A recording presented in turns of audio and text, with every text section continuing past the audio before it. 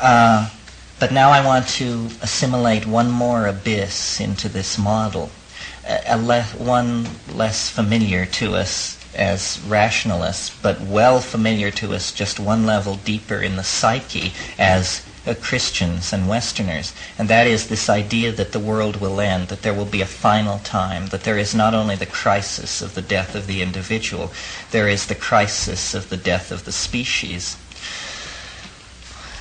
What this seems to be about is that from the time that there is an awareness of the existence of the soul, we'll say circa 50,000 BP, until the resolution of the apocalyptic potential, there's something like 50,000 years, which in biological time is only a moment, but it is the entire span of history times 5. In that period, everything hangs in the balance because it is a mad rush from Monkeydom to Starshiphood.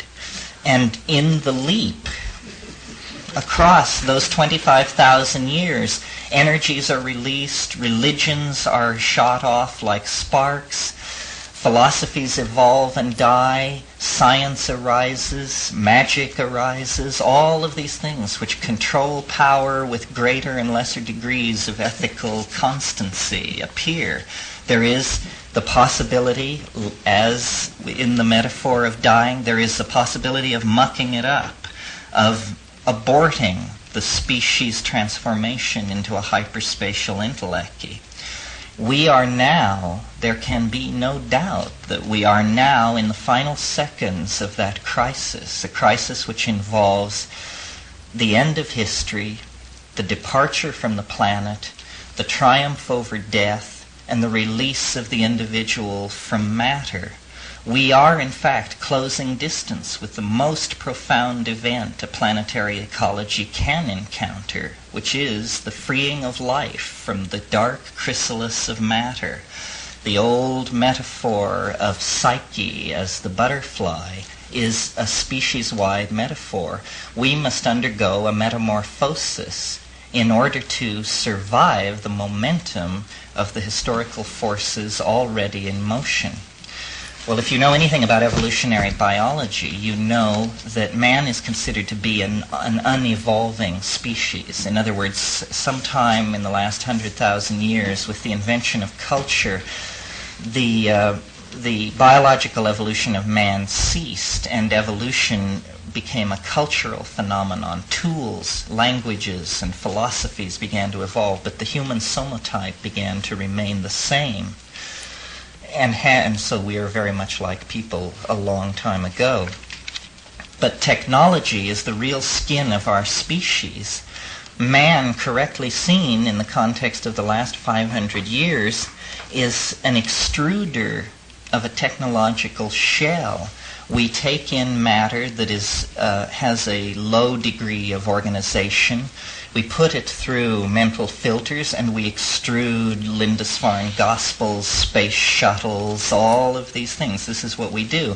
We're like coral animals embedded in a technological reef of extruded psychic objects. And the tool is the flying saucer or the soul exteriorized in three-dimensional space. It's, as James Joyce said, it's the problem of how man may be dirigible, right? And how man may be dirigible is basically by turning himself inside out.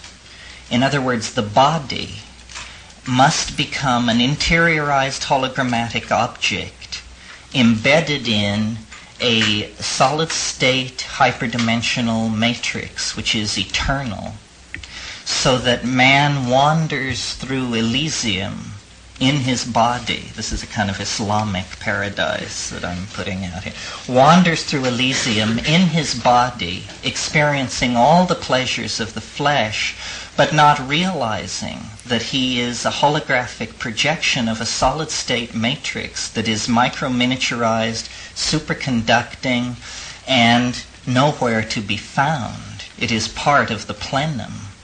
And all history is about producing prototypes of this situation.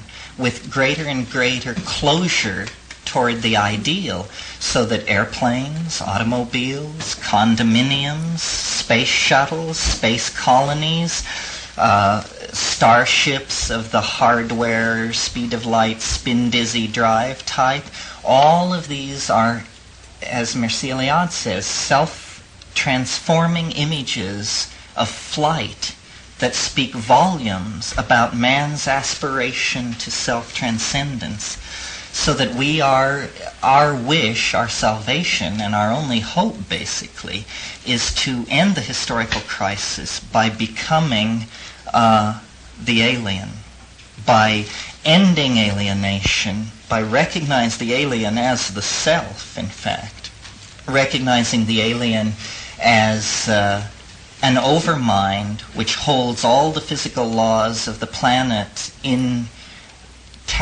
in the same way that you hold an idea intact in your mind.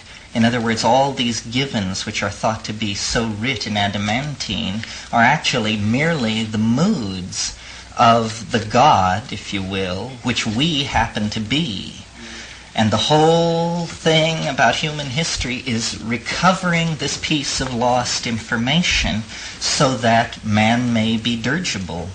Or, again, to quote Finnegan's Wake, Moycane is the red light district of Dublin. Here in Moycane we flop on the seamy side, but up in the Yent, prospector, you sprout all your worth and you woof your wings. So if you want to be phoenixed, come and be parked. It's that simple, you see. But it takes courage to be parked when the grim reaper draws near. A blessing in disguise, Joyce calls him.